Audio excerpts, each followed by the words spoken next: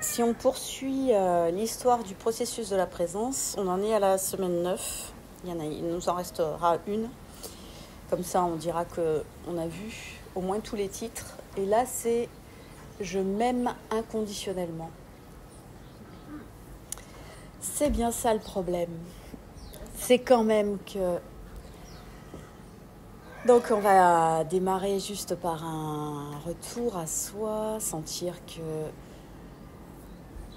le corps se relâche dans le tapis, que les épaules se relâchent elles aussi, que la mâchoire se détend,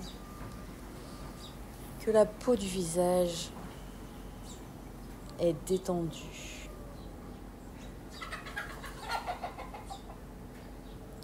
Je prends le temps d'observer ce qui se passe à l'intérieur, comment je me sens, ce que je ressens là maintenant.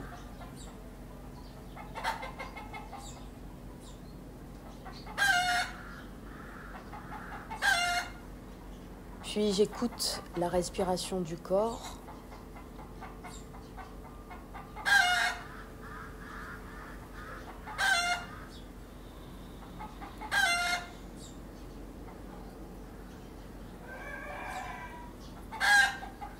Et là, pendant les quelques minutes qui viennent, je vais tenter de rester le plus honnête possible avec mes ressentis. Souvent, on a ce petit mouvement interne qui fait que lorsqu'une douleur vient apparaître ou une émotion qui nous semble trop, trop forte ou pas adéquate au moment. Une émotion qui frappe à la porte et qui vient, qui voudrait qu'on lui laisse toute la place. On a tendance à resserrer, repousser, se dire peut-être un peu après, non pas maintenant, là c'est pas le moment. Et du coup, ça cristallise dans le corps, Une émotion, c'est une énergie qui va venir circuler à l'intérieur du corps, nous remettre en mouvement. Émotion, ça vient de movere, qui veut dire mouvement.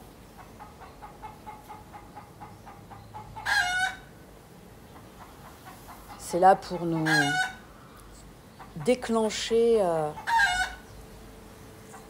une sensation de... C'est en fait, l'émotion, elle vient s'accrocher à une idée qui est passée. Si le mental est vraiment très relâché, les émotions aussi se calment. L'idée, ça n'est pas de blacklister les émotions, surtout pas. On se sentirait moins vivant, en fait, sans ça. Donc, l'idée, ce n'est pas de devenir complètement... Oh là là, cette poule. Je cherche mes mots au fur et à mesure que je l'entends. Pleine d'émotion d'avoir fait son œuf. Et puis, ça aussi, ça passera.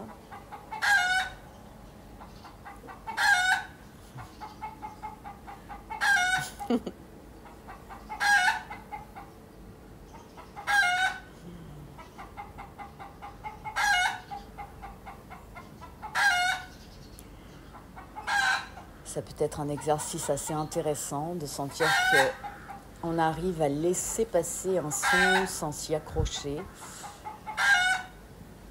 Il n'y a pas un mouvement volontaire en fait. C'est juste qu'on observe le son avec intérêt, avec curiosité, en étant vrai, c'est-à-dire qu'on ne cherche pas à attendre la fin du son. On est juste avec ce qui se passe. Et c'est la même chose pour tout. Donc ça pourrait être C'est un vrai exercice que de faire ça avec juste un son de poule, pas très grave en soi, qui vient remplir l'espace, un peu comme une émotion vient remplir notre corps. Et là, pour le coup, on a juste l'automatisme de repousser, rejeter, aller voir ailleurs, vite se remplir d'autre chose. Et c'est toujours la même histoire. Et l'émotion va revenir constamment jusqu'à ce qu'on fasse un petit chemin avec elle.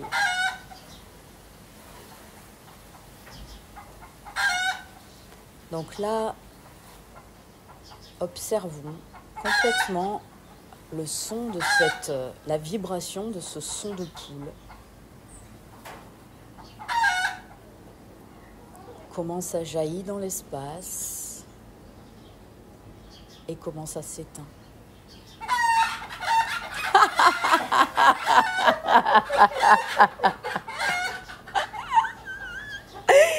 Incroyable.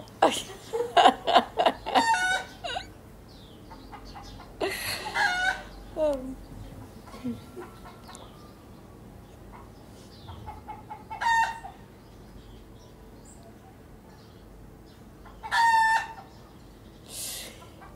Et puis, pour revenir au sujet du jour, s'aimer inconditionnellement, c'est évident que tant que je m'observe durement, tant que je juge mes actes, ma façon d'être, de parler, d'être là, présente à la vie, je ne peux pas... Je vais réclamer en fait ce qui me manque, puisque je ne me le donne pas. Je vais le réclamer ailleurs, dans les conditions de vie, dans les liens avec les autres. Et je vais être dans une sorte de manipulation des autres et des conditions de vie pour faire en sorte que ça vienne me remplir de ce qui n'est pas, de ce qui ne me semble pas complet. Parce qu'en fait, ce qui est complètement dingue dans cette histoire, c'est qu'on l'est déjà complet et que c'est juste nos croyances qui s'ajoutent, les croyances qui sont venues se construire au fur et à mesure de la vie, qui m'empêchent de voir ça, qui m'empêchent de sentir cette complétude, cette unicité il n'y a pas un moi différent de la vie, il y a juste la vie. Et tant que je n'en fais pas l'expérience, tant qu'il n'y a pas d'évidence, alors je vais constamment renouveler mes expériences vis-à-vis des autres, être en demande, en quête, et forcément être déçue par ce que je vis. Donc,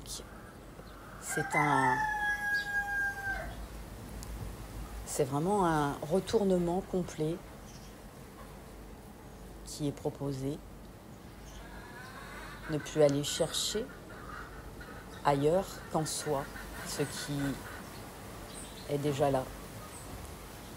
Et automatiser le contraire, c'est-à-dire une idée arrive, un jugement, une étiquette, c'est ne pas la croire. Peut-être au début l'affirmer, et puis ensuite ça se fait un peu tout seul.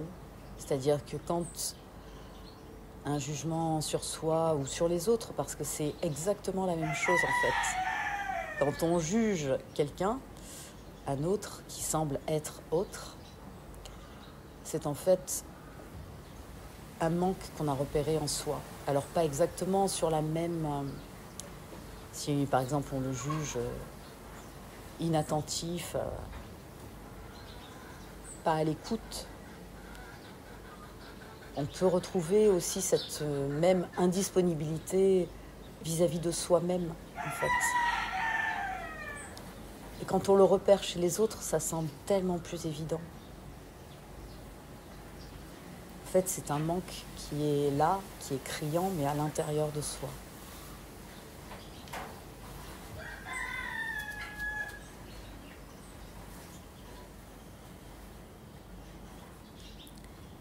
Et puis comme d'habitude, je vais vous laisser les quelques minutes qui nous restent dans le silence.